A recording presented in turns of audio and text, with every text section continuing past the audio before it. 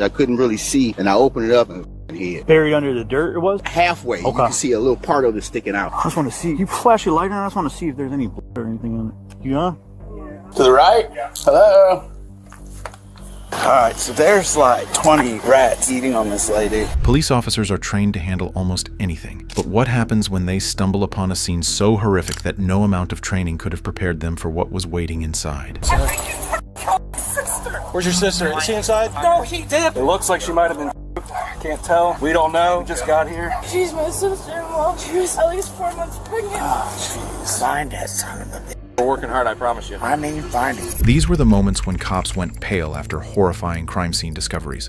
We begin with the case of a son who called 911 to report his mother wasn't breathing. But what officers found inside the house left them with a series of disturbing indicators that suggested he'd been living with her body for a long time.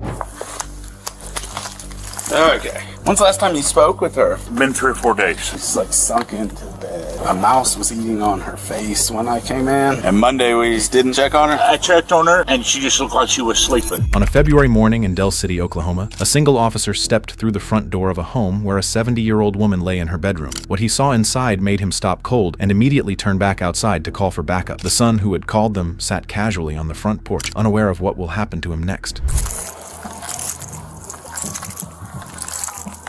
Hello. Did this just occur? Huh? Did this just occur? Yeah, she's been really sick. Okay, she inside here? Yeah. Where's she at?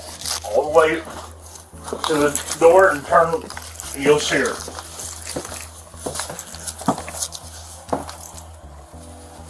To the right? Yeah. Hello?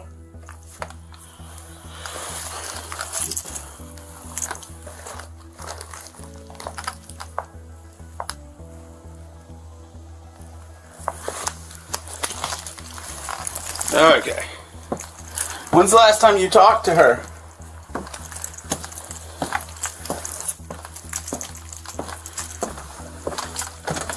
When's the last time you spoke with her? Been 3 or 4 days. Okay. She, like I said, she was really sick and she'd just been sleeping. Okay. Do you live here? Yes, sir. Okay.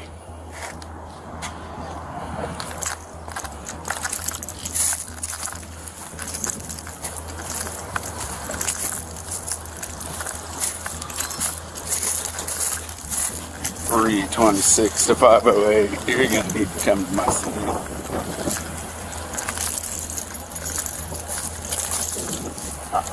I'm pretty sure it's confirmed. I'm pretty sure it's a 30. Firefighters and medics arrived, but by then, the officer had already realized the truth. Deborah Valentine had been for days, maybe even longer. Yet her son, Dwayne, had been living in the same house the entire time, going about his routine while his mother lay in her bed just feet away.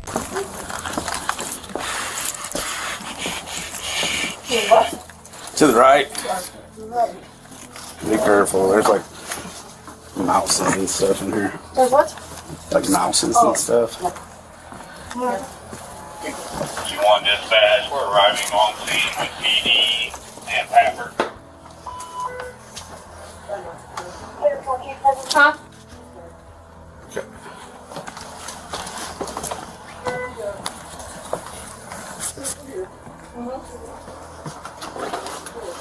Okay. We put this on.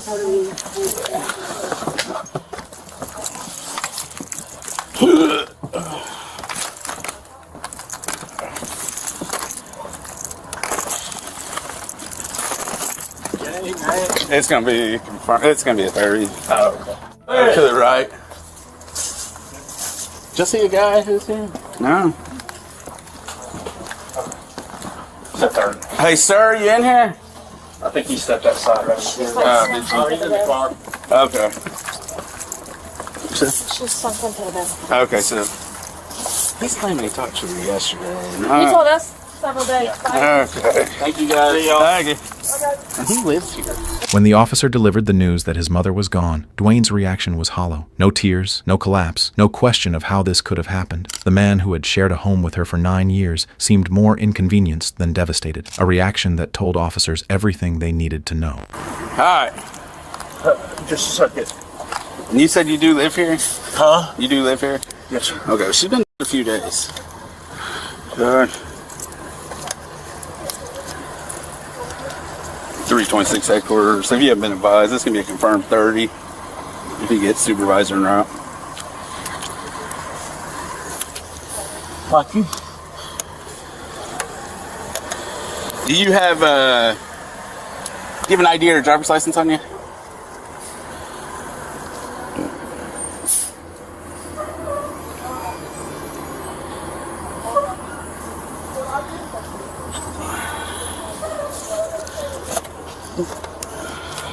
And then I have a statement here that I need you to complete. It's going to be, I need for you to write any health conditions, you like basically when you found her today, that you called 911, that when you know, and just basically what medications or illnesses that you know that she has. And Jake, I'll call you back. And then we'll go from there. Yeah. Driver's license number. All right, good sir. Yeah, I'm working on it. What is your what's her last name? Valentine. It's the same last name, Valentine. What's Miss Valentine's first name? Debbie. Or Deborah. Deborah, Debra, or O-R-A-H. O-O-H. O-R-A-H. H. Okay, thank you. And do you know her date of birth? 12/4/50 something. I'm not for sure. Do you know if there's ever been like a police call over here before? Ambulance have been here before. Okay, let me go look real quick and see if I can find her in my system. Did I leave a pen with you? Yeah. With a deceased body in the bedroom and a son who had been living there for days without, according to himself, noticing, officers now had to determine whether this was neglect or something worse. Dwayne had no real answers, so they waited for his brother to arrive. Mr. Valentine, do you think you would know where Mom's ID is? It's under the bed somewhere. Under the bed. Okay. Do you think... So I've got D... Do you have a sibling? I have two. Do you think one of them might know, like, proper spelling and make sure on Mom's date of birth for us? Yeah, my younger brother's coming over. He's on He his is? way. Okay. Okay, when he gets here, I'll work on that. She'd been really sick. I can show you what's going on. So he lives here with her. He's saying that she's been sick, but that he recently checked on her, like in the last day or two. Yeah. She's like sunk into the bed. A mouse was eating on her face when I came in. Yeah. Oh, and it's back here to the right. It's just kind of hard to notice at first in the bed.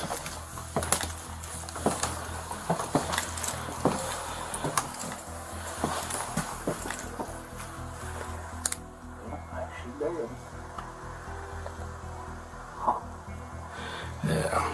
And you said brother, how far out do you think he is? He lives in Oklahoma City. He's, I don't know if he was at the restaurant or he works as a chef there in the city.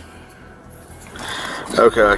The officer sat with Dwayne outside, trying to understand how a man could live in a house with his mother and not notice she was gone. Dwayne said she had been sick since Thursday, that he checked on her Sunday, then again Monday, yet never once called for help.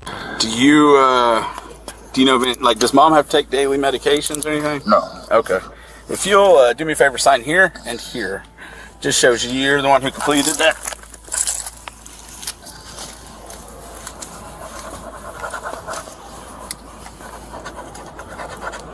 Okay. And then, what's the last four of your social? What's a good phone number for you?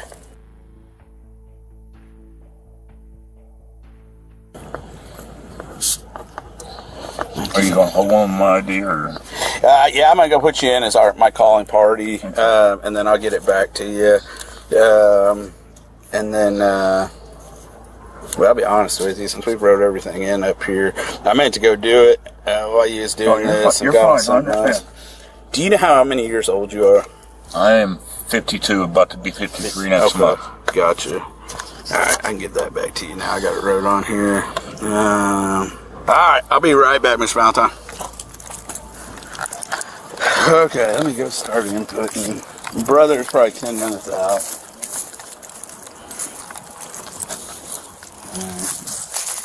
That's all he knows. Mom's been sick. I just let her sleep.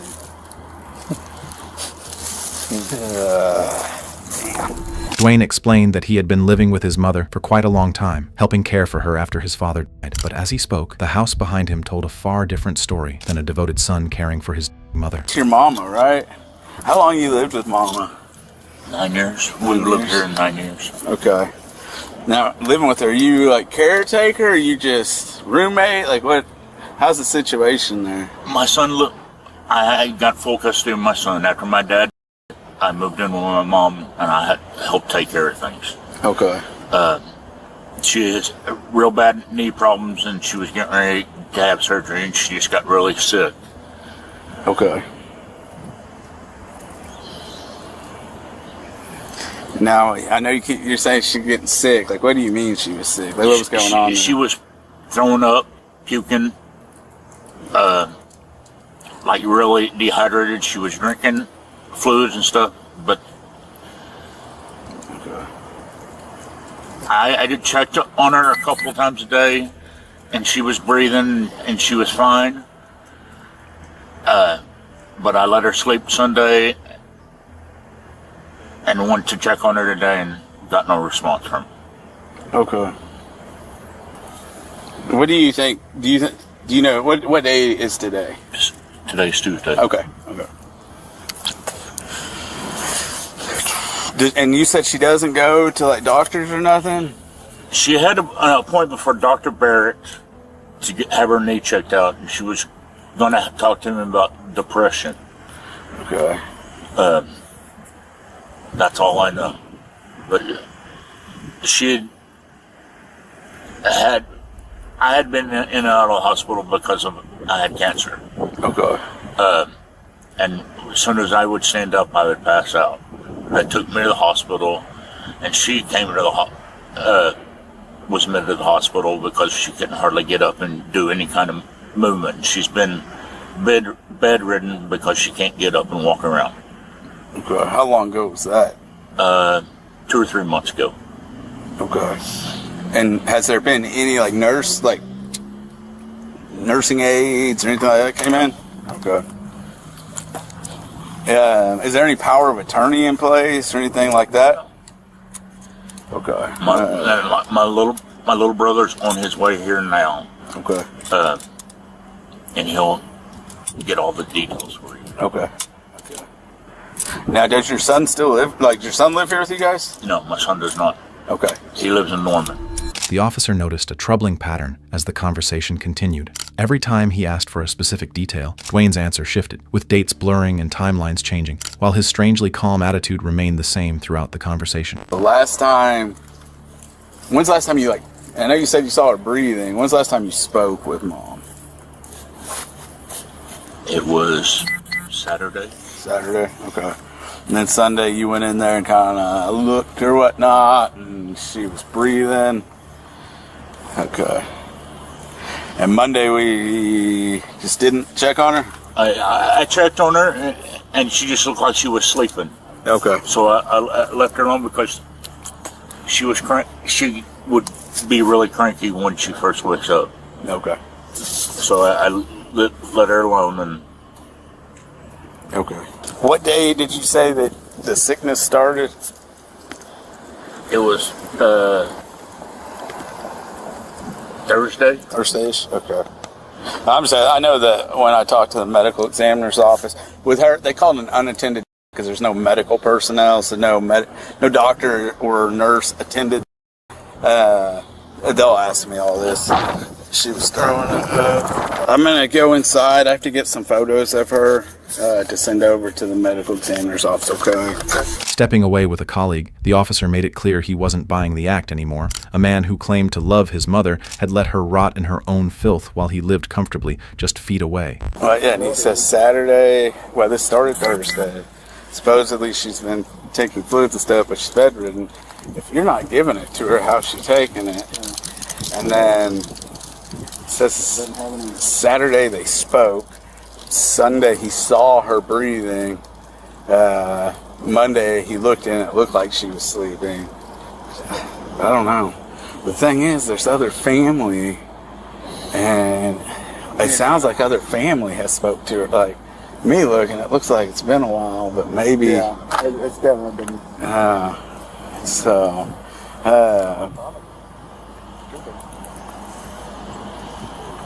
Sunday, Monday, East. Yeah. So I'm thinking. Well, and I'll be honest with you, I thought I saw a little movement when I went in there, but it was a mouse right here. And so I was like, I started to go, and then I was like, nope, this is done. The officer went back inside to photograph the horrible condition of the house, but what he saw next was even worse. Multiple rats crawling over the mother's body, a sight that would haunt him long after he walked out that door.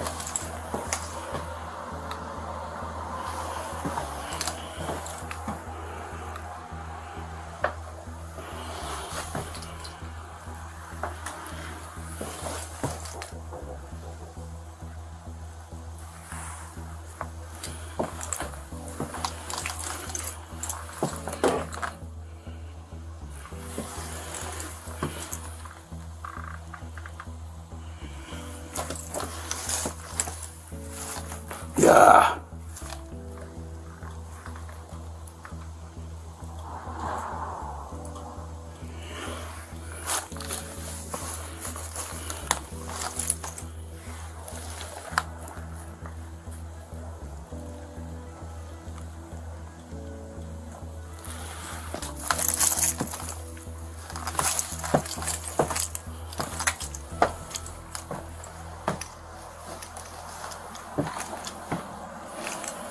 There's like 20 rats eating on this lady.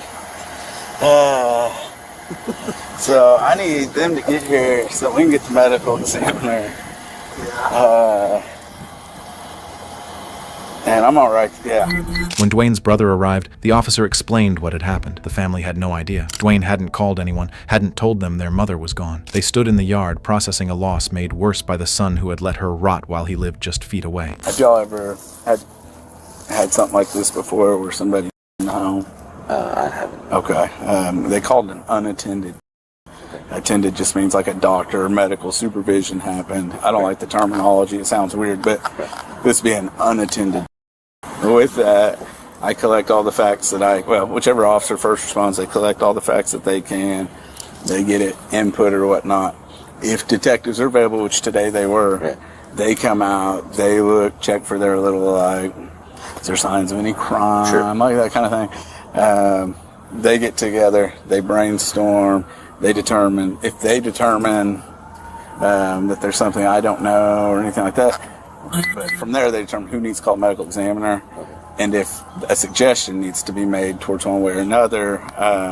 If medical examiner's like, oh, we're just going to release, we contact a funeral home, they come. If medical examiner's like, oh, we're going to bring them in, do an autopsy, anything like that, then they will come, and then it'll be the same process for you. It would just be from their facility. It's usually just like a day or two later. Even on scene, they'll ask, hey, where do you want? Like, which service do you want to use? The only thing that makes me think that medical examiner may get mom is that here lately, if they don't like have a daily medication regime and stuff, a lot of times they're coming and getting them just to kind of, I think, see what causes it. You know. The decision was made. Dwayne was taken into custody and transported to the station for a custodial interview. You mind if I pat you down, just make sure there's no knives or anything? Okay. Alright. I'm gonna get my keys from my brother. Yeah, I get it to him. Right now we gotta keep you keep them separated and make sure everything kind of stays the same right now, okay? And then here, if you'll hand me that, I gotta keep a hold of that.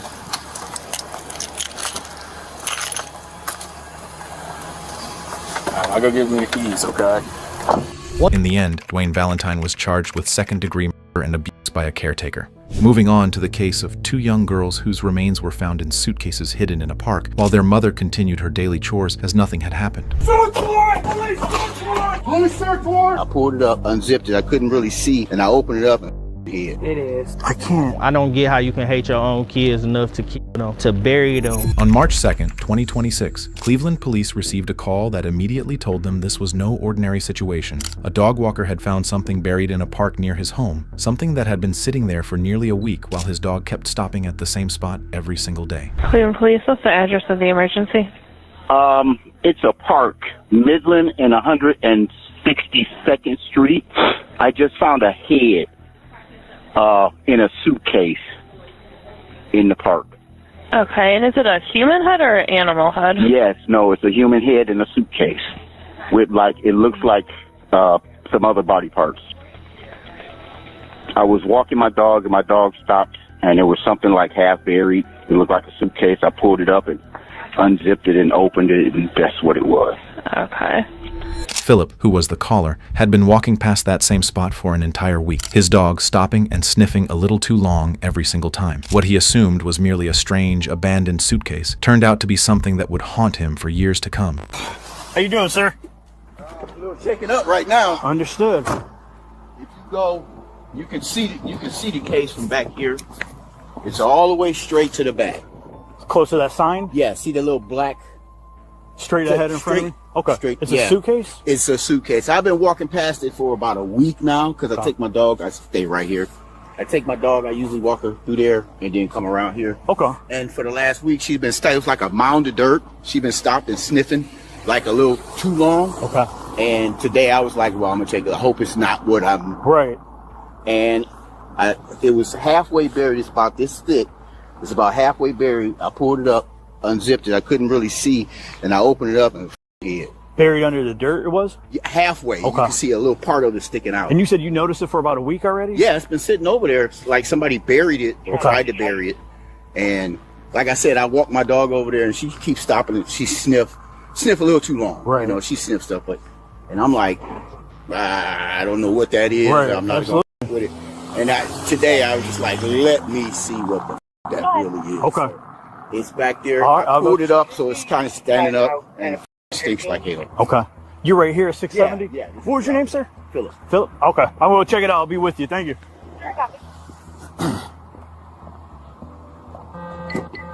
Thank you.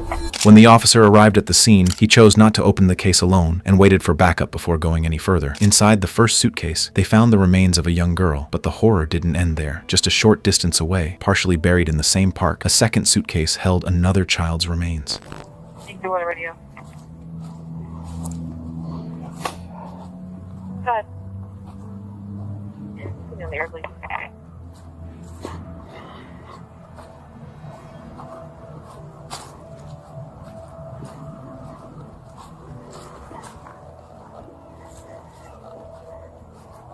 I got you.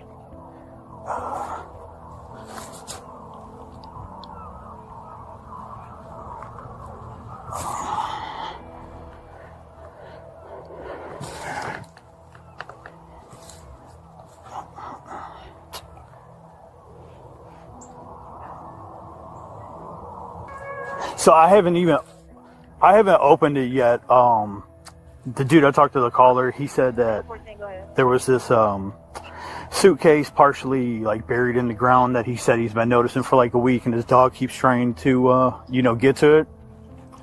So he said that he pulled it out today and to see what was in there because it was kind of heavy, and he noticed like a head, and he just left it and called the police. So I'll just wait till you guys get here before I open it. I mean, it's like partially buried. He said it was sticking out for like a week. He finally decided to open it up.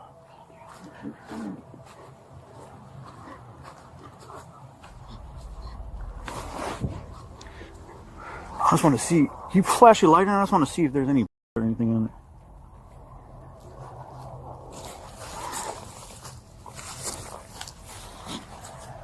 No? Yeah. You on? Yeah.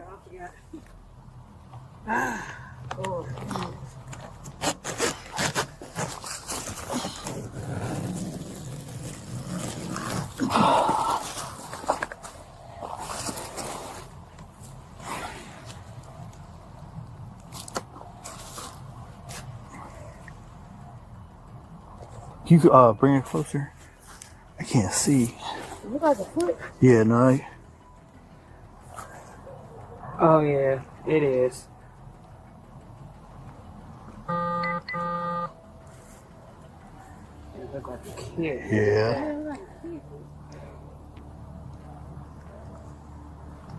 I can't. It's attached. It's just like full in the fetal position.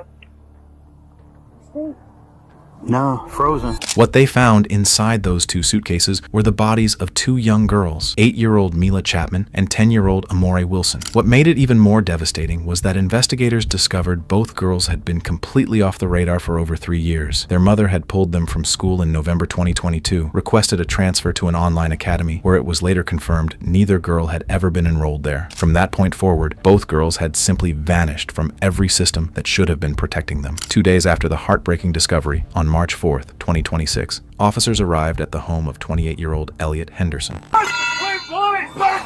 Quick police, search warrant! Quick police, search warrant! Police search warrant! Watch it. Hands up! Come on down, hands up! Come on down, hands up! Come down now, hands up!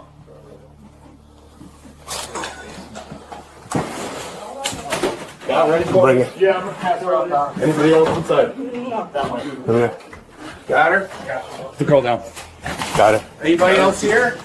Later. You good? Okay. I got you covered. While speaking with reporters, Mila's father revealed he had spent 5 years trying to find his daughter, courts, lawyers, CPS, welfare checks, but every door was shut as he had no address. He found out his daughter was gone through the news. I say she emotionally unstable. She a grown woman that don't know how to control her emotions. I feel like she want to be the bigger picture.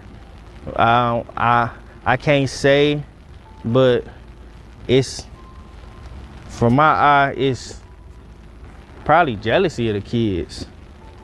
I don't know, but like I don't get how you can hate your own kids enough to, to bury them, to do all this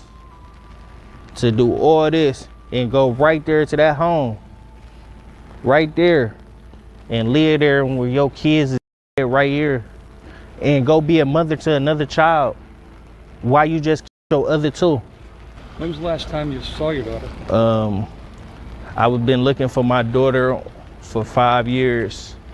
I've been calling CPS, going to the courts, trying to get emergency custody, calling the police for welfare checks, but they deny all access because she's a mover, I guess. So, in the state of Ohio, if you don't have the address of the person, but you have their full name and social, but if you don't have the address, it's nothing they can do for you. So I've been trying to contact them. CPS told me, the CPS told me they're gonna get in contact with her. They got in contact with her, called her, and said, asked her, did the babies have food in the refrigerator and the bed? She said yes. They closed the case. Went down to the courts multiple times. In the last 5 years, I done had so many different lawyers. Even the lawyers couldn't get it. They told me if I don't have no address for her, there's nothing we can do. I've been trying to get her emergency custody like 5-10 times. They denied everything. Mila's father also made clear that he wasn't alone in this. Amore's father had been searching just as desperately for years, and the system failed both of them equally. Oh, the last time I did have contact with her was she's 8, she about to be 9, so 4 years ago when she started kindergarten. Aaliyah reached out to me and asked me to help her for school clothes, school shoes, books and stuff that the class needed. She gave me the list. I bought everything, reached out to her. said, I got it, where do you want to meet? And then she disappeared again. Ain't talked to her since. So I've been looking nonstop, and come to find out yesterday, me and my friends was just talking about how the world's sad with these little girls they found. Come to find out, it's my daughter and another young lady that I was a part of her life too. What I'm feeling is hate. I ain't gonna lie, I feel hate. But I asked you numerous occasions, just give me my daughter. If it's too much for you, just give me my daughter. I just want my daughter. You told me I'm too family oriented. You told me I'm too family oriented, and you go and do this. All you had to do is give me my daughter. My daughter would be alive today. Both Moore and Mila would be alive today, because we're not gonna go on her father and her father family was looking for him. We're looking for Moore. They wanted her too. It was the same situation. He was looking for her just like I was looking for my daughter. We both was looking for our child. So all the naysayers saying, how could a father do this? They don't know when it comes to this system. The system fell us a lot. It's laws that need to be changed. It's laws that need to be heard. In the end, Elliot Henderson was charged with murder after CCTV footage, and DNA analysis linked her directly to both girls. During her arrest, a third child, a healthy 6-year-old she shared with another man, was found in the home with no signs of mistreatment. That child's father is currently being investigated as a potential suspect, though no arrest has been made. As of the creation of this video, the cause of death and motive has still not been released. Next, we have the case of a pregnant 19-year-old whose lifeless body was found by officers after she'd suffered a brutal attack from her abusive boyfriend. Somebody beat this out of my daughter. I think she's dead. It looks like she might have been. I can't tell. We don't know. We just got here. She's my sister-in-law. She was at least 4 months pregnant. Get on the ground! Hands behind your back! On June 16, 2024, officers from the Columbus Police Department received a disturbing call, unaware they were about to walk into a chain of unsettling events that would stay with them for the rest of their careers. Hello, 911. Somebody beat this out of my daughter. I think she's dead. Is she 4623?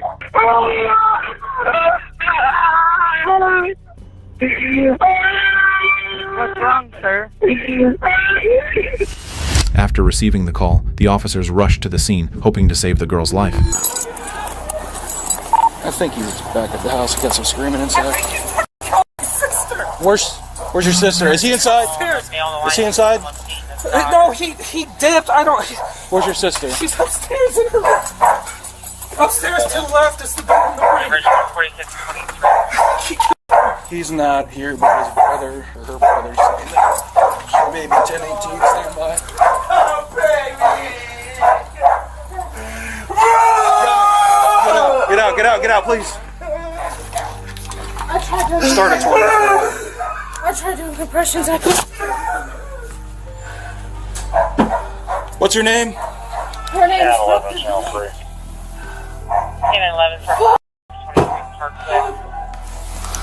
Start me some cars here too. She may be 1018. I don't think she has a pulse. 10-3 over 4623 Parkway. Okay. She's spraying color in her neck. Okay, I'm gonna pull her out, start some compressions. I tried to get her compressions all the way here. What's your name? Anything. I can't recall her name yet. No, her name, dear. Her name is Brooke Devine. Brooke. Brooke Tyler Devine. Brooke, can you hear me?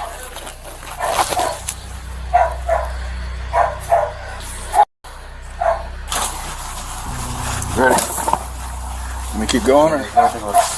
Excuse me. Yeah, we keep going. Keep going.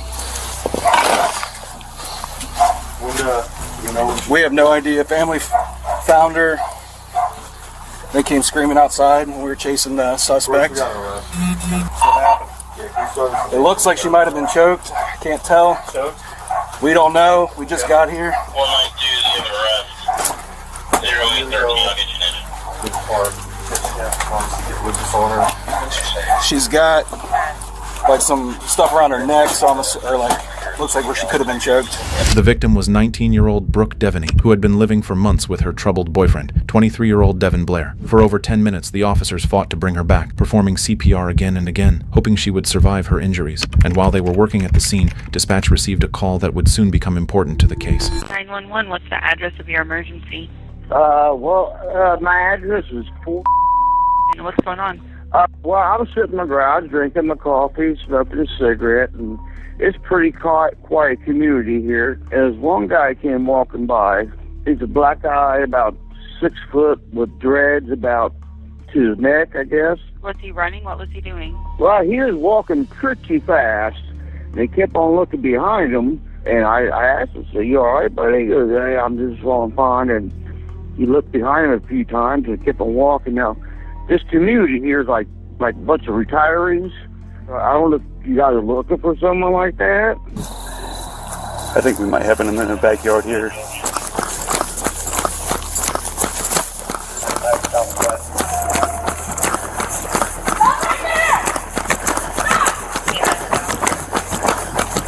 He's back northbound.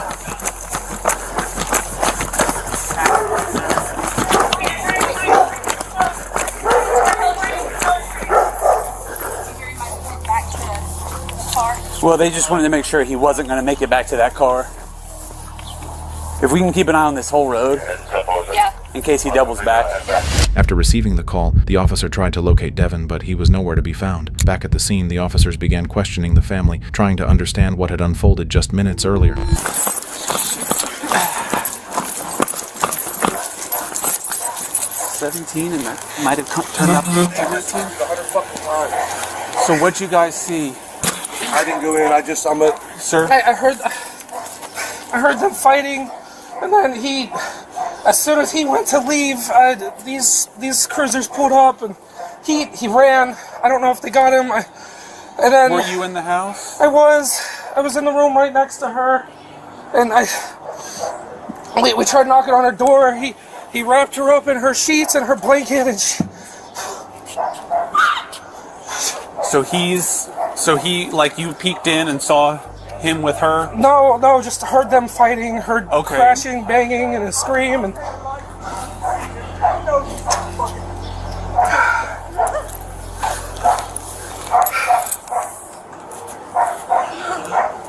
What an idiot!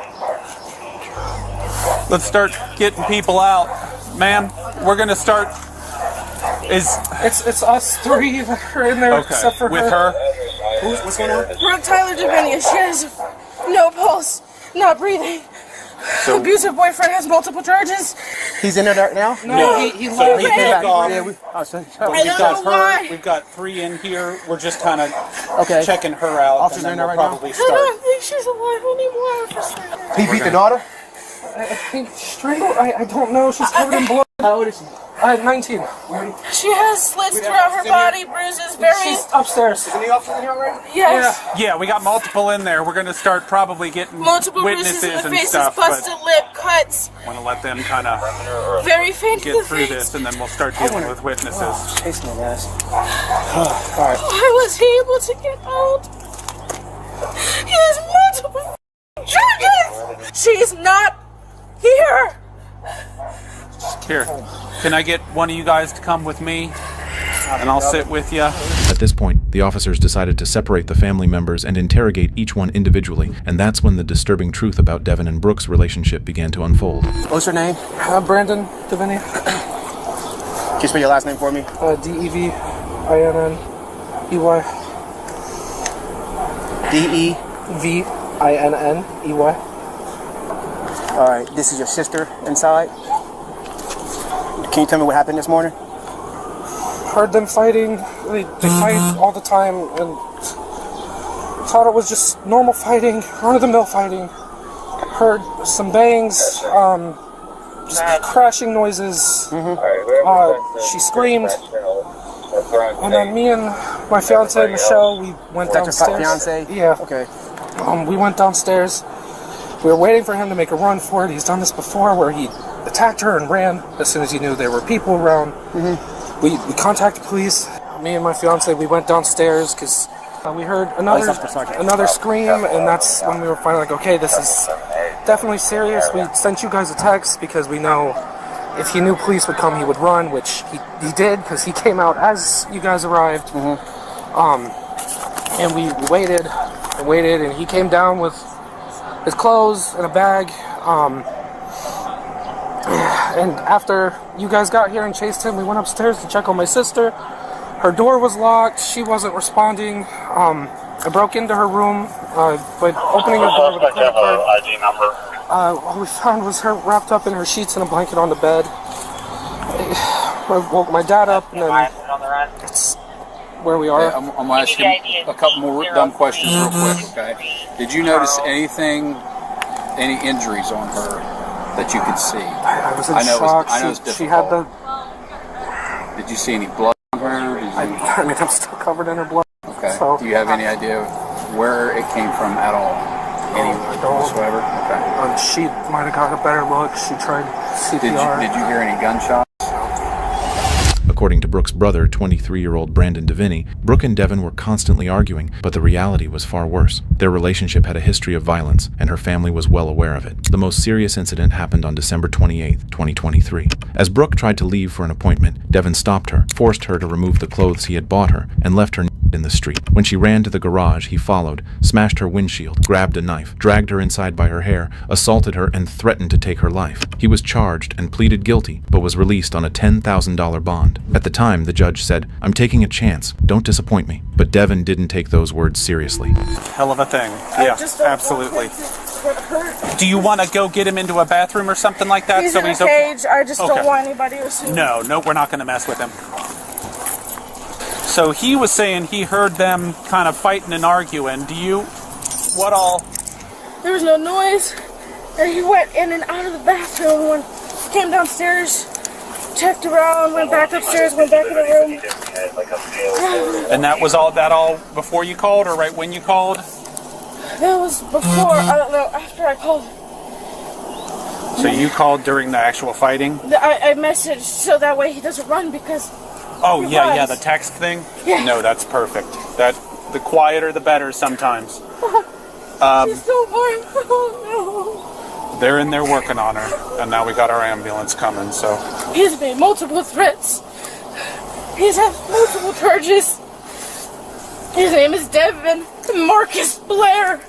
He's 24 to 25 years old, black, with black hoodie, black shorts, orange shorts and black hoodie, with a black backpack on. She was wrapped in multiple layers of a towel, so a blanket sheet. Wrapped her up? Her face is busted up, and she looks very pale to the face. Bruises and cuts in multiple parts of her body. Her room's a disaster. I tried doing compressions on her, but I didn't feel much of a blow. Yeah, the 28. But her body's still full. Then we're going to keep working on her, and we're going to keep trying. I hope to God, if he gets found and he needs to be fucking tried for attempted murder. Oh, she's my sister-in-law. She was pregnant. She was at least 4 months pregnant. Oh, jeez. Brooke's sister-in-law, Michelle Cassandra, was clearly devastated by the tragedy, especially knowing the disturbing history of assaults Brooke had suffered before that day. Just 3 days earlier, Brooke, who was 14 weeks pregnant, ran on foot to a Columbus police station. She flagged down an officer in the parking lot, visibly injured, reporting that Devin had attacked her in her car during an argument. According to her, Devin told her not to get off at a certain exit. When she did, he assaulted her in the eye and repeatedly hurt her in the head. After the incident, Brooke allegedly told her mother, "Mom, once he finds out what I did, he's going to kill me," fearing how Devin would react after learning she had reported him to the police. And unfortunately, she was right. But despite the constant nightmare Brooke was living through, decisive help never came. And now, the outcome of Devin's rage had unfolded in the most unsettling way. Put it on top. Yeah.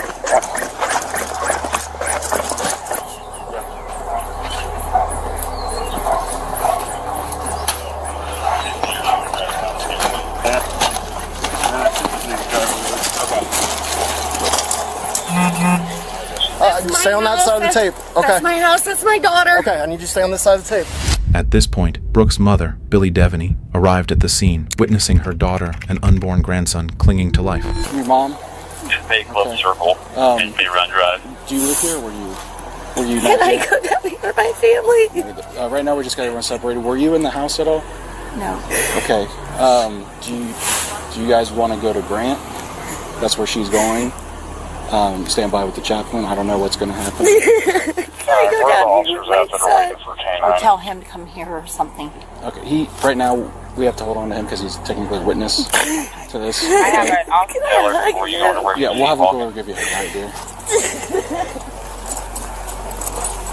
Hey, bud. I'm gonna have you come over here and talk to your Yeah, so there's no sense going to Tiller and Parkway because he was seen after that. Just try to get her to Hamilton. calm her best. I want to go over there to Hamilton for a second and look at that. Just have her go to the hospital and Talk to stand by people. with her sister, okay?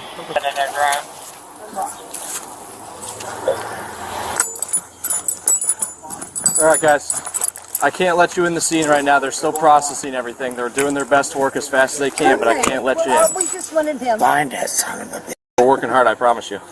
I mean, find him. I promise you. You don't. I'm her grandfather. Yes, sir. In where? Brother, I'll take care of it for you. Yes, sir. We're working hard, I promise you. You got that. Yes, sir. I'm just over there. Give you my word. Can we go up there and stand with him outside? They said they wanted you guys back for now because they're still processing as much as they can. And anyone who wasn't inside when we close it off has got to stay out. Was she here? Was she here? Yes, I just got here recently, so you're going to have to... She's at Grand Hospital. Oh, she's at Grand. I believe they did transport her, yes. She passed away. Like I said, I just got here. I'm just here to block this. Yes, Okay, then. That's something that I don't know about, sir, but...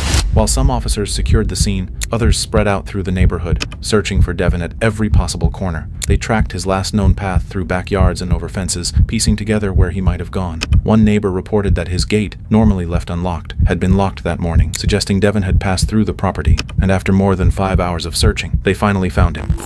Get down! Oh, there he goes. Get on the ground! Hands behind your back! The back door!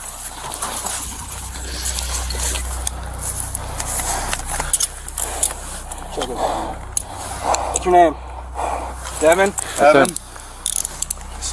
That's him. Yeah. Stand up, Devin. Stand up. I copy one. Come on, home. Come on, home. It is the suspect.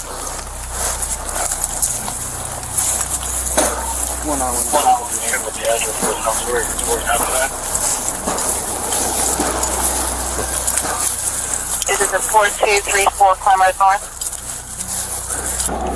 Let me get my horse. Stop. Go right. Let me get my Hey, we deal with that later. Okay? Bro, I'm cool. Let me go, bro. You're the one that did it.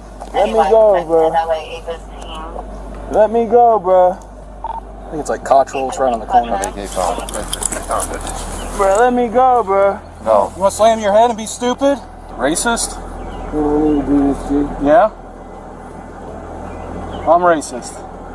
You see what he's doing, For sure, right. Where my legs go? No. You want to do stupid stuff? Devin had tried his best to run from the consequences of his disturbing actions, but now he had been caught, with nowhere left to escape. 4 hours before he was found, Brooke and her unborn baby had been pronounced dead at the hospital. The autopsy later revealed that she died from asphyxia due to neck compression and blunt force trauma to the head. At that point, there was nothing anyone could do to save Brooke, but her attacker was finally no longer free. I already got your weed. No, he won't make a decision. He's talking to me crazy. You still didn't answer the question. Yes. And we answered it for you. So we're going to put you on the stretcher because you don't stand him up. I said yes. Ready? Put your feet out. Y'all gonna put me on a stretcher? Y'all gonna work for it? Walk it. Use your legs. Stand up. Just put it on. Y'all gonna work for it. I don't want to be on a stretcher. I want to make it easy for y'all. But y'all So we're going to work. We'll strap you to the stretcher then. Give a shit. Head by the wheel. 2893. Wednesday, Thursday, Friday. Head by the wheels. County Boulevard. Head by the wheels. Head by the wheel. Yeah, I should have busted my head on your dumb ass. Nah, I caught you, bud. Come on, side. Side. Side. Side, guys. Roll him towards you. Man, you let me like this.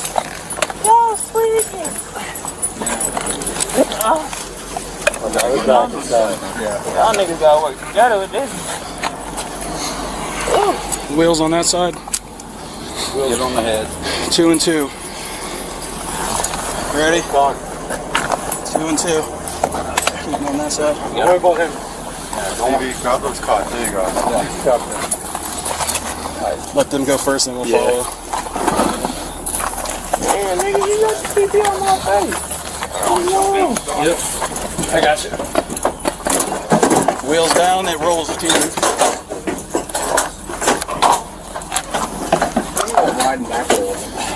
Kick that air on. Yes. I can ride. All right, get in there. You'll yeah, both the cruise run. Weston. After taking Devin into custody, the officers brought him to the police station, where he continued to reveal just how disturbed he was. Ready when you are. 1, 2, 3. Alright, 1, 2, 3.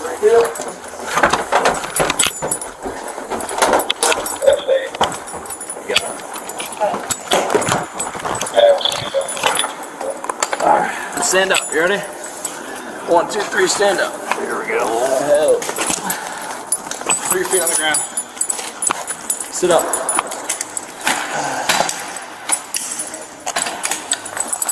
Good, step out of it.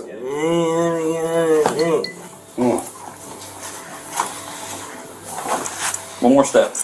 I'll be clear, thank you. If you want. Stay there.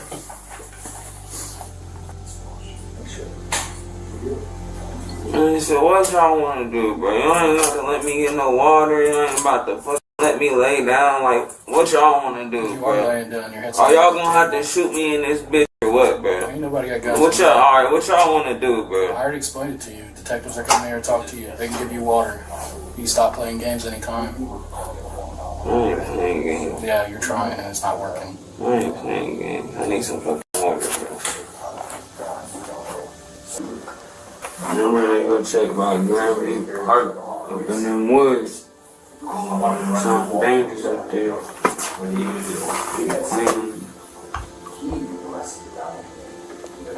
Nigga just want some fucking water. Nigga 100. Nigga please 8, nigga.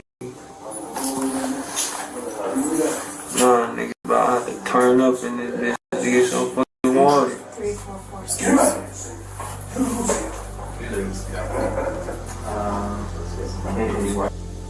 Officer Sanders, you good if I put you down for the arresting? Yes. I already made this shit easy on y'all. I could turn up right now over some water. I've been asking for a fucking hours. Man. Y'all act like y'all can't fucking give me no fucking water, nigga. 102. Well, 102, guys. Like I could be making shit run on y'all right now. I don't give a fuck about my life, nigga. On July 21st, 2025, one day before what would have been his original sentencing for the December 2023 attack, Devin Blair pleaded guilty to 1 count of strangulation and 2 counts each of involuntary manslaughter and felonious assault. In court, he broke down, saying he thinks about what happened every day and wishes he could go back and just walk away. But his tears wouldn't save him, and in the end, he was sentenced to 46 to 51.5 years in prison, plus an additional 2 years for spitting at a deputy. His expected release date is 2072, when he will be 71 years old. He is currently serving his sentence at Noble Correctional Institution in Caldwell, Ohio. Moving on to the case of a 23-year-old man who fled a wrecked vehicle, leaving behind 2 victims and a child's car seat that no one could explain. Is there a kid? That she has a kid or anything like that? Yeah. How old's the kid? Like 4. 4? Is the kid here? She might be with my sister. Hey, you guys collected the gun, right? Yeah. Okay. We have it. So the female victim had one in the neck, out the neck? Let's stay like this, so sick. Yeah, 1 more hour. On October 1st, 2024, in Santa Fe, New Mexico, officers were called to what appeared to be a routine vehicle incident. A black Cadillac Escalade found crashed off the roadway. But the moment they got close enough to look inside, it was clear this was no accident. Before anything else, one thing needed to be confirmed. A child's car seat had been found inside that vehicle, and finding that child safe became the only priority in those first moments. Just here to talk to you guys, I guess. Do you guys own like a black Escalade, or someone here own a black Escalade? My niece? Your niece? Okay. Is there a kid? That she has a kid or anything like that? Yeah. How old's the kid? Like 4. 4? Is the kid here? She might be with my sister. Your sister? Where's your sister live? Here. She lives. We just want to make sure that the kid was okay and everything. Yeah, that's. We'll see if she's awake. Thank you. Appreciate it. Hello. Sorry to bug you this late at night. We're just doing a welfare check on the kiddo to make sure that the kiddo's okay. Yeah, she's here. She's sleeping. Can I check her real quick? It doesn't. No one's in any trouble or anything. We're just trying to make sure everything's okay.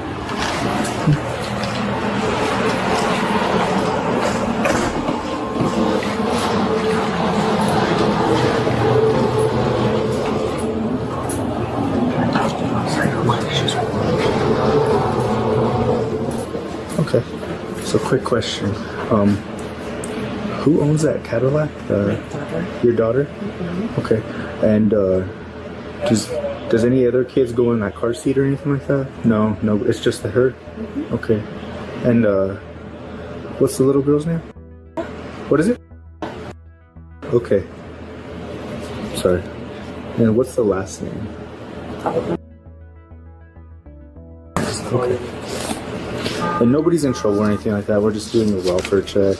And that's it. Are you the mom of the kid or no? I'm the grandma. Yeah. Okay. Okay. Only because we have an incident, like I said, that occurred with that vehicle today. We're just trying to make sure everything's okay, such as the kiddo and all that stuff. I believe I don't know where she's at or anything like that, but as soon as we know, we'll let you guys know and everything too, okay? The family had no idea why officers were really at their door that night. The questions being asked so carefully were not routine. Officers were trying to build a timeline around a vehicle that had ended up somewhere it had absolutely no reason to be. What they couldn't say out loud yet was that the answers to those questions already pointed somewhere very dark. My concern was just because there's a car seat in the vehicle. We want to make sure the kiddo's okay. She's okay. Okay, gotcha. And is it spelled like that? Yes. Okay. And do you know her birthday? It is. Okay. And what is your name, ma'am? Alrighty. Alright, ma'am. Like I said, we're just here to make sure that kiddo's okay. That's all I cared about right now at this point. And we're gonna go from there, okay? Alright, ma'am. Alright? Yes. Sorry to interrupt you guys tonight. You guys have a good rest of your night, okay? That's gonna be fun. Yeah, I know. Speaking with Sarge, he said we could probably just do the initials right away. Of the car. I already got them. You're freaking amazing. We started from here, went tire marks all around the vehicle, and then all the way down and collected. Oh, so you guys have everything. You guys are on it, man. That's great. We try. We try. Yeah. Let me give you guys a copy of the warrants, Okay, yeah. so you guys have them That's too. what we're waiting for him to put this in my unit. Sure, yeah. What? He called. Sorry, we were already here. No. That's fine. I think he was just like wondering. Yeah. But he's the one that told. Here are the warrants. So this is the vehicle for the vehicle. You can have that. It's an open court for right now. So By that point, Martinez was already in custody, but officers weren't done yet. Before they could book him, they needed warrants for his DNA, blood, clothing, and fingerprints. The scene had to be fully processed first. Martinez was sitting in that holding cell waiting. yeah, everything's done. All the paper's done. We're just waiting now. It's a waiting game. For OMI to come in here and then do their thing, and then we'll do our thing. Is he at ADC already? Huh? Is he at ADC? No, so I had to write a warrant for his DNA and clothing, photographs, fingerprints and all that. Except, they've been super busy around here. So we're going to do this. He's going to be the last thing we do. And then we'll take him into custody or whatnot. But Wait, he's in custody though, right? no, he's arrested, yeah. No, he's under arrest. And based on the severity of the incident, the detention time is reasonable. Does that make sense? Based off of the seriousness of everything. Hey, you guys collected the gun, right? Yeah. Okay. We have it. And all the clothing. Did all that clothing have on it? No. Pretty much. Moreover, the suspect claimed it was self-defense, but the scene quickly proved otherwise. The victim was struck twice at close range, and window marks showed someone tried to escape, but the child locks made it impossible. I think by the time you get here, the scene will be wrapped up, dude. Yeah, we got into the car, we got more bodies out. They're just going through the car now looking for other stuff. We're gonna take it to the evidence lot, obviously, to do a further search.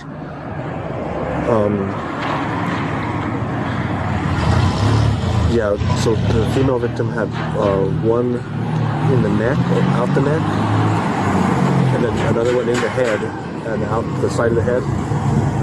And then the male victim had one left to right, but it never exited, it's just stuck in his jaw. So the whole self-defense thing is kind of wishy-washy with if she got twice. And then it looks like she was point blank too. There's like I believe so. Yeah, because he was wearing like sandals and like there's sandal marks on the windows, and the child locks were in the back doors because she has a little one. So he was trying to get out after he was trying to get out and he was kicking the window. And then he reached over to the front and like tried to unlock the doors. A witness told officers what she had heard from the suspect's circle. People were already calling it a setup. The victims had been lured somewhere that night. The woman had left her child behind, something she never did. The witness didn't know the full story, but she knew the people involved were trouble. Trying to get you out of the sun. So when my sister found out about this, she contacted her best friend. Yeah, her best friend, the girl's best friend. So, okay. So I had texted her and I was like, I just want to get my name involved because like these people are really like ghetto and I know they will like come and start problems with me and I just don't want my name in this. Okay. But I was just like, hey girl, can you talk? Because she hung up on my phone call and she's like, hey, text me what happened. And I was like, you're friends with the Bonnie, right? And she was like, yes. And then I was like, dude, call me please right now. You're texting her sister, right? No, her best friend. Her best friend. And she was like, I already know. How do you know? And I was like, because she's dating. He's my brother-in-law's nephew. And then we were on the phone for 3 minutes only. And she was like, I was like, do you know what happened? Like, what happened to them? And she was like, well, I don't know. I just woke up a while ago and I had all kinds of missed calls from everybody. But we're all thinking it was like a setup or something. That's what. Yeah, that's what she told me. She was like, we're all thinking it was a setup. So that's all pretty much what she told me. Okay. She told me? She was like, it was, yeah, she just said, I'm pretty sure it was a setup. Do you know why she would think that? Like, no, I don't. Do you know, like, was Emily? Well, maybe she was involved? texting her friend last night. Like, that's what I'm thinking. Maybe she was texting, whatever her name is. Yeah. And was like, she was telling her, like, oh, like, I don't know why I feel like it was related, but. Do you know, like, and I mean. Well, all I know about those girls, they're trouble. As officers spoke to more people connected to the victims, what emerged about Martinez made things even more troubling. 5 months in Santa Fe, met the female victim online, moved in almost immediately. Yet her closest friends barely knew his name. Moreover, the witness said the female victim, who rarely went anywhere without her 4-year-old, left her daughter home that night, a decision that may have saved her life. They're like trouble, like ghetto, like she leaves her kid out. But one thing she did tell me, she was like, I was like, did she have her baby with her last night? And she was like, no, she didn't. And that's the weird thing about this, that she would always take her kid everywhere with her. And she left her kid last night with I don't know who. I got you. Okay. And you said her best friend is on. But I just don't want to, like, I got you. If anything, just say you guys went through her phone, saw her, I don't know. But no, we do have evidence, but I appreciate it. Like, it's stuff we'd cross anyway, you know what I mean? But, and to your knowledge, you don't know, like, if he did sell drugs or anything, and I don't know. I know he smoked. Yeah, but what 19-year-old kid doesn't, you know what I mean? But like, is anything else, like you're not aware of them like selling, dabbing and anything like that? I don't know. Like the people she would hang around would do all that. So do you know anyone that would like have a beef or a gripe against her or anything? I know that it was with the girlfriend though, because I know it wasn't really. I know it was the girlfriend. Like, and he had barely moved over here from Colorado. Do you know how long he's been here for? Like 5 months. 5 months. 5 months. And then he met this girl and he didn't even know her and moved in with her right away. I think he's known her though through Facebook because I know they've had each other on Facebook. But okay, that's all pretty much. But yeah. So he came here. He's working his family and stuff. And met this girl and he's kind of been like spending the night with her every night and then picked up for work in the morning. And then they don't like her and her friends don't even know him like that because when I asked her, I was like, oh yeah, she was with. She like. Like that's how you know they didn't even know him that well. Yeah. So was like her best friend. Yeah, like the girl her that best hangs friend. out Like with. they were really good friends. They would always go out, drink together, and all that. Yeah. But well, from what I've seen, like they're just around bad people. So. I got you. And no names come to mind, like a bad person that you think would hurt anyone, or. I don't really know those people. The only girl I knew was. Okay. So that's okay. And the only reason I knew her was because one of my friends. But I got you. Yeah. I got you. She right away came up on my mind when my sister called me. Yeah. So. Did I give you guys a cardiac already? I know I gave one to. Yeah, maybe.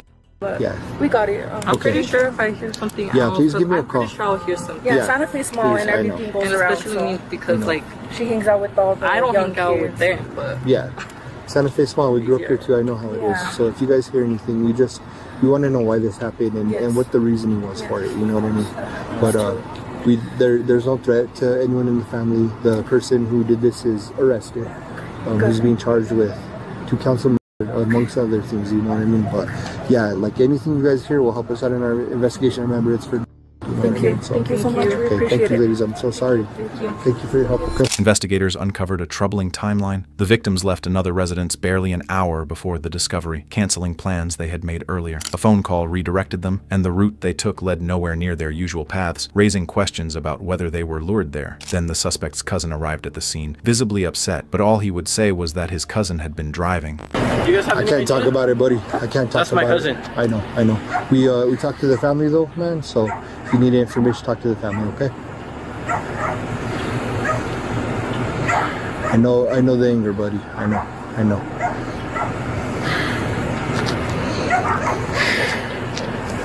He was driving them? I can't talk about it, buddy. Which one are you related to? I'm related to I don't the dad. To the dad. Maybe, okay, yeah, they're here, buddy. Talk to your family, okay? They can give you more information than I can. All right, man. I'm sorry, bro. Sure. Sorry, man. Inside the holding cell, Martinez waited for what came next, hours earlier having been inside that Escalade with 2 people who would never see morning, and now sitting in the cold asking for a jacket, for something to keep him warm, a comfort he had denied his victims. That's cold in here, huh? I'm sorry, man. That's stupid. I'm sorry, man. I have no idea. I'll ask for you, okay? Do you even know what you're here for? Yeah, brother. What? I guess so. Stop the fence, man. They fucking had child locks on me and I took the gun from him. So, somebody will come and talk to you, okay? Can I get water, please? Yes, sir. One more time. Well, what did I give you, brother? The more you're gonna pee. I don't do that. They came into I the store, understand. stole I'll give you some water, cigarettes, okay? and then they later came back and stole a register. Cool. Give me a second. Give me a second. Sip on your water, or if not, put. Hey, can I call someone now? No, they don't want you to call anybody. You're gonna have to probably wait till you get to the jail. Okay. So who am I waiting on over here? There's some things that they need to do with you before we take you, but we can't do it till 6 o'clock a.m. So just stay here till 6. Yeah, 35. So you have another hour. So I stay here like this till 6. You have 1 more hour. I have you one more jacket or something like this. Is kind of sad, bro. I have nothing, dude. And then the AC's not. I can't control it. I'm even cold in here too. Because I mean, be all dressed up like. I know. So, if you need anything, just let me know. But Please. just drink your water, okay? Could you make it warm then or something? I is there can't, coffee? bro. Is there coffee? There's no coffee. I can't go anywhere, dude. I have to watch you. I'm sorry. Like, I'm sorry, brother. is there like someone's jacket, please? Yeah, I don't have. There's nothing in here, bro, for you. Literally, I don't have. There's no clothing or anything. We don't store stuff like that in here. I don't need clothing. I just need something, just something to lay on top of me, please. Yeah, we don't have nothing. I'm sorry, brother. I need a piece of paper. Like I just want like paper. I want something on top of me. It's free. Yeah, the paper's not gonna do nothing. It's not gonna cover your whole body, brother. What? Okay. I'll let you know here in a few when they're gonna get ready for you. In the end, Manuel Martinez was charged with 2 counts of first-degree murder, tampering with evidence, and resisting arrest. Moving on to the case of a man who watched his girlfriend die and then spent months afterwards pretending he wasn't the reason. I want to see her. I just lost my boy. When did this happen? When did this happen? This morning. And I went upstairs to go to bed because it was late. And when I came down this morning, she was on the couch. Oh my God! You kind of have an idea as to why we're here. So we're here, this is all part of an investigation into the death of Sarah Harris. On January 26, 2022, officers in Maryland responded to a 911 call from a distressed man who claimed he had found his girlfriend unresponsive in his living room. The man said she was not breathing and showed no signs of life. When officers arrived, a medical team was already attempting to revive her. At first, the situation appeared to be a domestic accident. Montgomery County 911, what's the address of the emergency? Hi, this is James. She's in the living room. No compressions and she's not breathing. Okay. Who are you, sir? James Ryan. I'm her boyfriend. Initially, the caller was identified as James Ryan, the owner of a local oral clinic. Sarah Harris was found lying on the floor with a tourniquet wrapped around her arm. At first glance, the situation appeared to be a possible overdose. However, officers began questioning James about what had happened in the days leading up to the incident and what might have led Sarah to that point. Can we go somewhere and talk? Yes, please. Where can we go and talk? Is there a living room or something over here?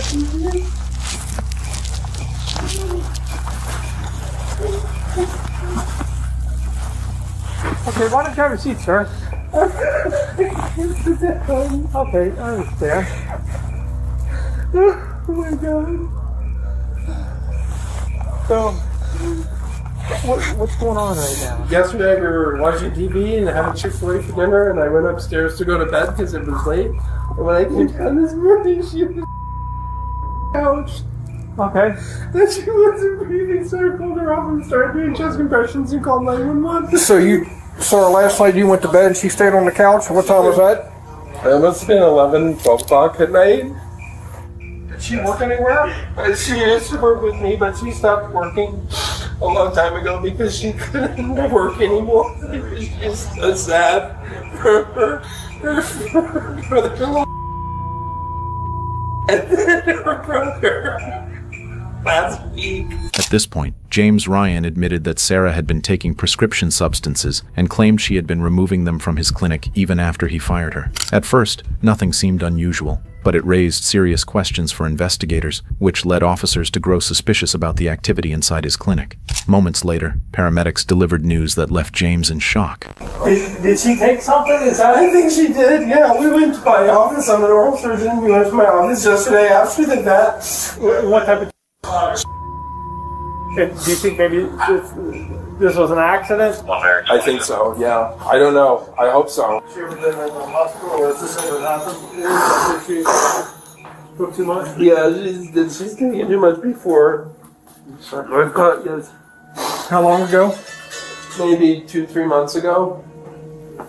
Unfortunately, I have to just saying it. Come back to us.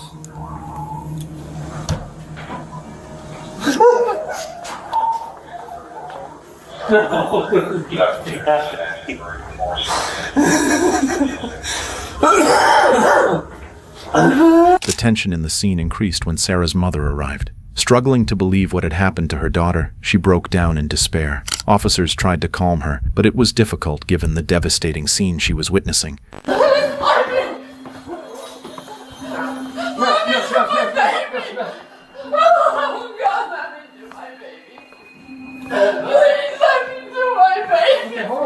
Hold. I don't think you want to see her right now. I want to see her. I just lost my boy. I want to see my baby. You need to calm down if you want to see her. I would let you see her if you would calm down. You need to step back. I want to see my please let me see my baby. I can't. Mom. Oh no, give me your No, I just want my baby. Please let me have my baby. Oh my God! Is that your mom? Sarah Jane. Yeah, just my brother. brother just passed away 2 weeks ago. When did this happen? When did this happen? This morning. When? This morning? We got the call at around 6:50 a.m. Was she found like this? Just As far as I know, yes.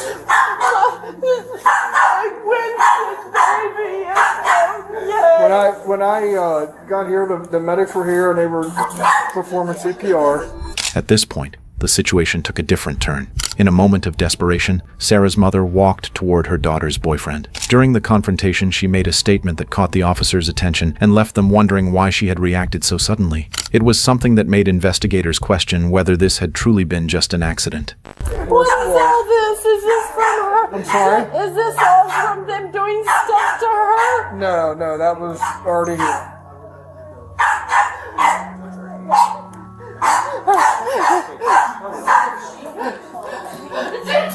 No.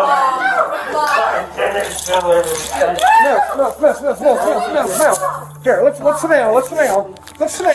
Please, let's sit down. Was it an accident?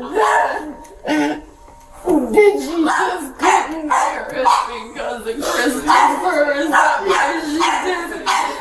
No. Days passed without any evidence pointing to a clear suspect. Still, Sarah's mother's words continued to linger in the minds of investigators. Determined to look deeper, detectives began re-examining the details of the case. According to James, Sarah had been stealing medication from his clinic, yet investigators questioned why he had never stopped her if he knew about it. The turning point came when toxicology results from Sarah's autopsy revealed something alarming. The injection marks on her body did not match a self-injection. Investigators later confirmed that the substance had been injected while Sarah was already unconscious, and the only person in the house at the time was her boyfriend. Cigarette make you feel better? Mm-hmm. Good. So, you kind of have an idea as to why we're here. I don't actually, because I think been in my attic for the past 5 months. Okay.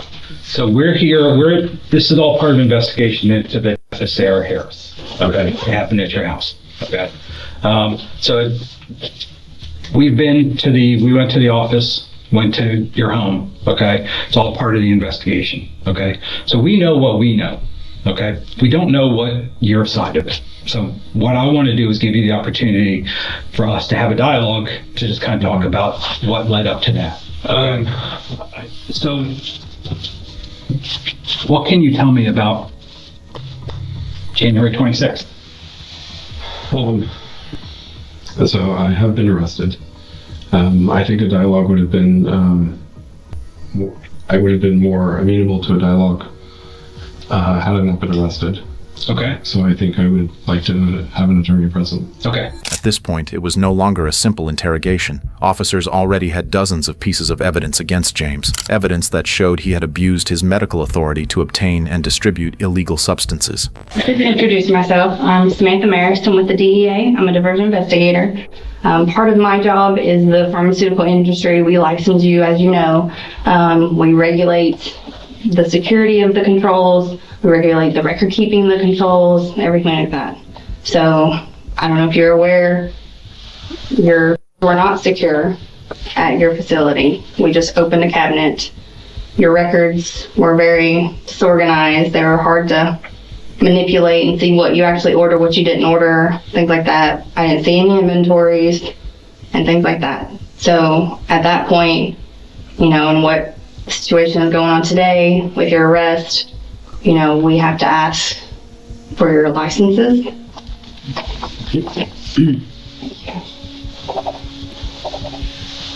And so this means that you cannot prescribe, order, dispense, or administer any controlled substances. In the end, James Ryan was charged with second-degree murder for using his clinic to encourage her to take medication, even though he knew the serious risks it posed to her life. Next up, we have the chilling case of a son who believed he was under attack and brutally unalived his whole family. My family was trying to walk into my room, and they were trying to hit my heart. But however, I found their bodies, and their wounds were healed. Is that the gun that you had on you when you saw the deputies for the first time?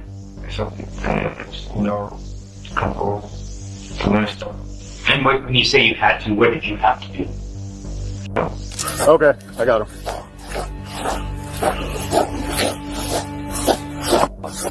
On October 13th, 2024, officers from the Bernalillo County Sheriff's Office responded to a call from a neighboring landlord who reported hearing gunshots coming from the property. After discovering that a family was missing, officers began an investigation and started searching for the suspect. Okay, so I live at 51 Young Road, and the property adjacent to me I also own, but I rent to a nice family that has been living there for some years. They come and help me with the chores around the ranch here, and none of those were done today. You heard like several gunshots about an hour and a half ago, and then about 10 minutes later a single gunshot. It's odd that the father who does the chores over at my property next door hasn't been over to do any of them today. And all 4 cars are there, so we're getting a little bit worried. Initially, the silence outside the house was disturbing. Officers noticed that the victims' cars were still parked there. As they attempted to get someone to respond, a boy walked out of the house. He was later identified as 20-year-old Adlai Mestre. During the brief interaction between Adlai and the officers, something disturbing was revealed. Sheriff's office.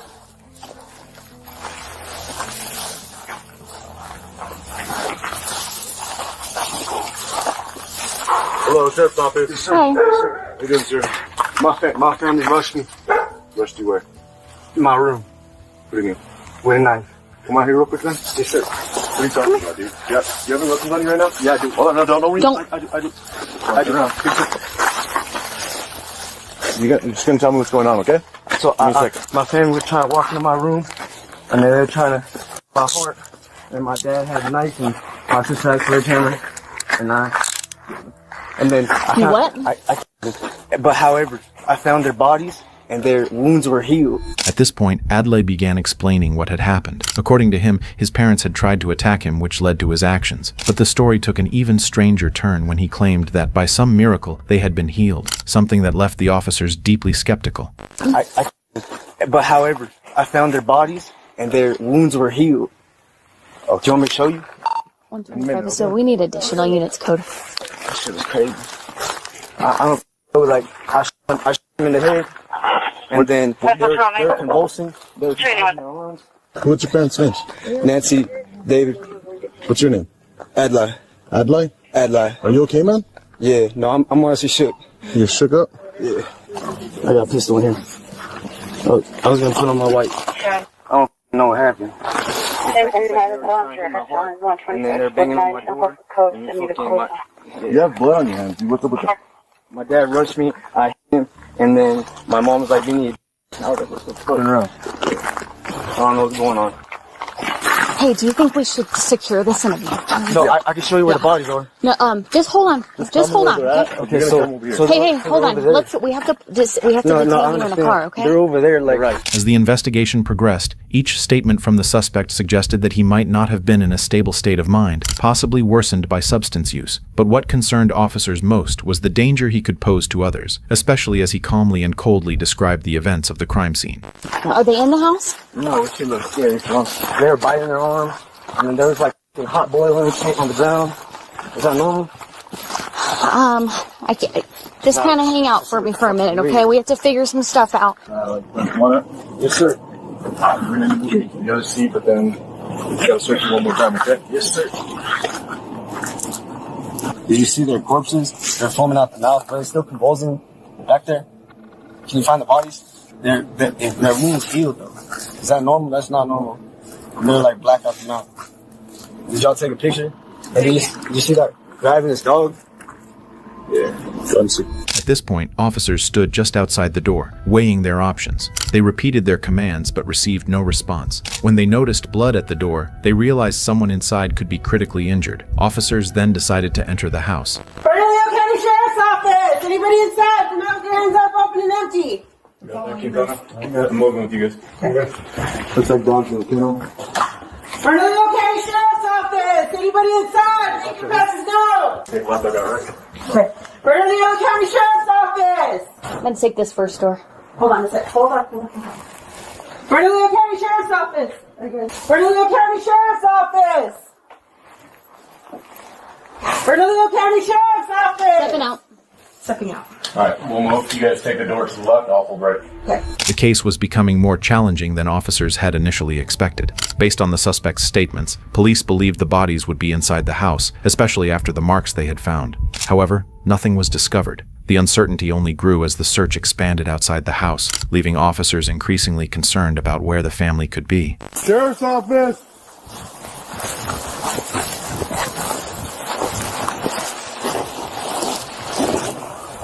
Did you blood on clubs anywhere? Nothing. These are drag marks. It's train. Stay out of them. Blood.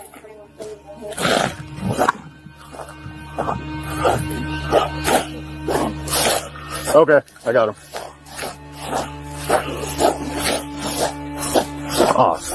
There was no doubt that the main suspect in the crime was Adlai. The circumstances in which he had been found, along with the evidence, pointed directly to him. He was then taken in for interrogation, showing no emotion, remorse, or attempt to defend himself, only a disturbing sense of coldness. Hello.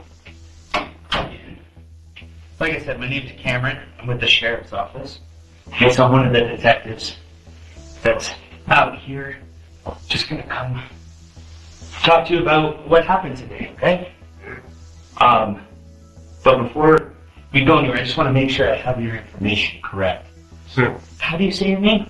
And my name is Mr. So, before we keep going, I just need to make sure you understand a few things. Yeah. Okay? Since why you're here, okay? So we brought you down to a police station, okay? I just want to make sure you understand your rights, okay? Have you ever had your Miranda rights told to you before? No, sir. Okay. First time. Basically, what that means is every American has these rights, okay? And as an American, so I want to make sure you understand them, okay? Before we talk, okay? So they go as you have the right to remain silent. What does that mean to you?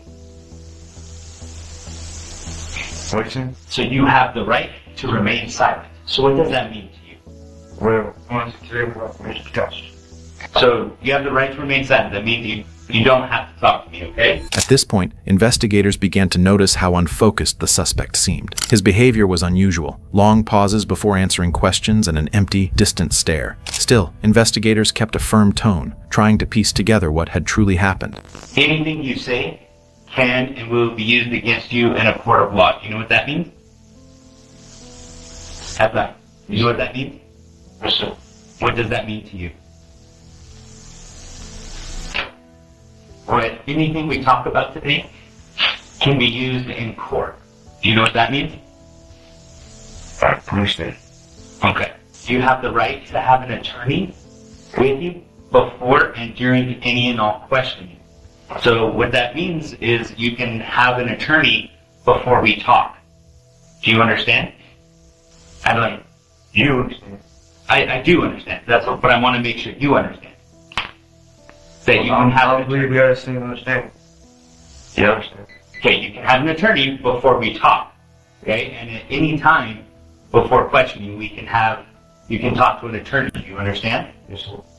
Okay. The investigators needed to use a less common strategy, not pressuring the suspect. By creating a calm environment and making him feel comfortable, they were finally able to make some progress in gathering the first information about his family. And if you can't afford to hire an attorney, if you don't have money for an attorney, one will be appointed by the state of New Mexico, so you'll get an attorney. That's something you'll have to determine down the road, okay? But you'll at least have someone, at least an attorney appointed to you, whether or not you have money. And then at any time, you can decide not to talk or answer any questions, okay? Do you understand? Okay. So let's talk, I want to talk real quick about your family. Who lives at the house with you? Your mom? What's your mom's name? Let me just make sure I have that information. Mom, and then who else? Sister. Who's your sister? Brielle? Okay, Brielle. And then your dad. Who's your dad? Raimundo? David? Okay. As the investigation progressed, the strategy began to show results. At that point, officers started asking deeper questions about the case. However, with little success, the suspect calmly answered each detail. What caught the investigators' attention was the way he referred to the members of his family as if they were strangers. So I know you want to talk about all these ways and stuff, and I want to hear about those, okay? But I need to know, do you have any firearms? What kind of firearms? A Glock 19? Is that a 9mm? Okay. Did you have that today with you?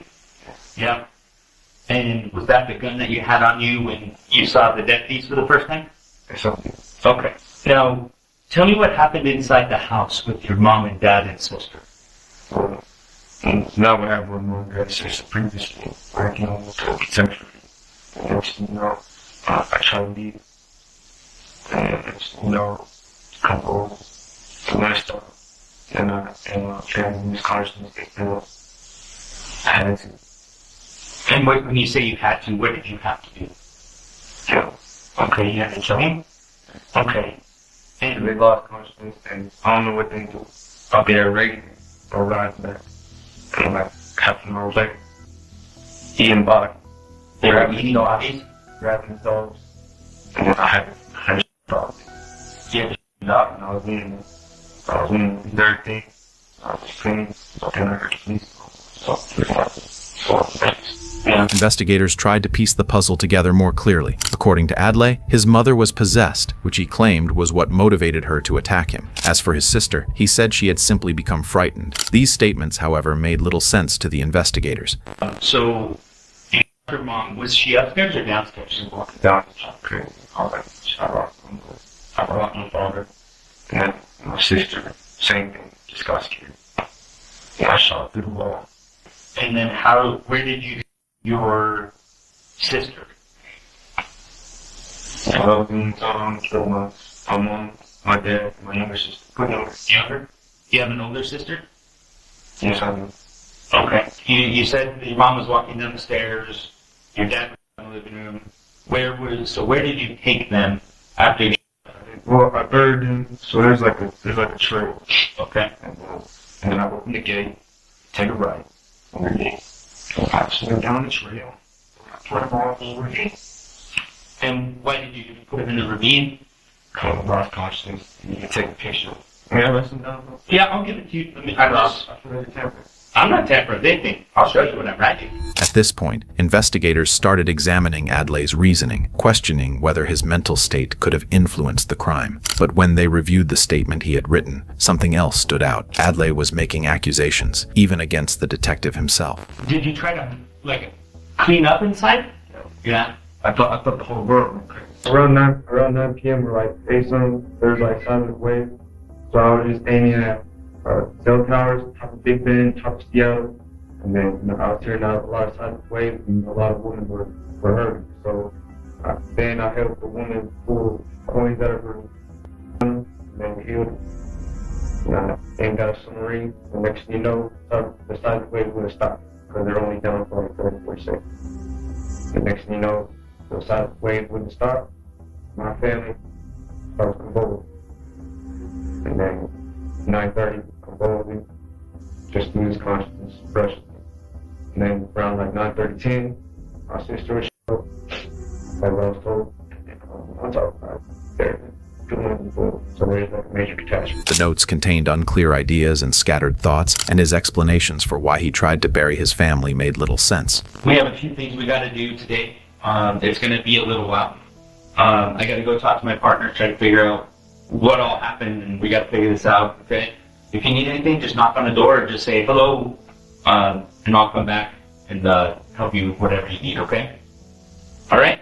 Sounds good. Thank you. We'll talk to you soon. May you please not alter? I will not alter it. You'll get a copy of these. You'll get a copy when we're done. Okay? However, the situation worsened when the suspect, left alone for a moment, began acting in an unusual way. Shouts could be heard from inside the room. Officers tried to calm him down, warning that his behavior would only make things worse. But when he was left alone again, something unexpected happened. What I need you to do, man, is just take a deep breath, okay? Okay? We got a lot to do, so just take a deep breath. Okay, you've been yelling a bunch. You doing okay? May you please release me? What's that? May you please release me? Release you where? From this? We can, man. And we can. So it's gonna be a little while. Just hang tight, okay? Please. Are you gonna send more soldiers? We have no soldiers here, man. We're all just cops. You're gonna send more soldiers? He's not a soldier. He's a cop. He's a deputy. Or am I gonna spend the night? You're gonna spend the night probably in jail. Nice. Okay. Just let me spend the night in jail.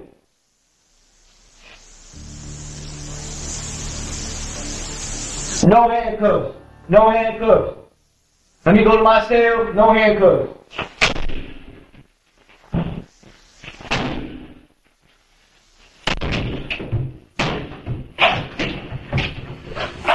In the end, 20-year-old Adlai Mestre was arrested and charged with 3 open counts of first-degree murder, 5 counts of tampering with evidence, 1 count of extreme cruelty to animals, 1 count of escape from custody, and 1 count of criminal damage to property. He was later admitted to a psychiatric hospital for 1 year.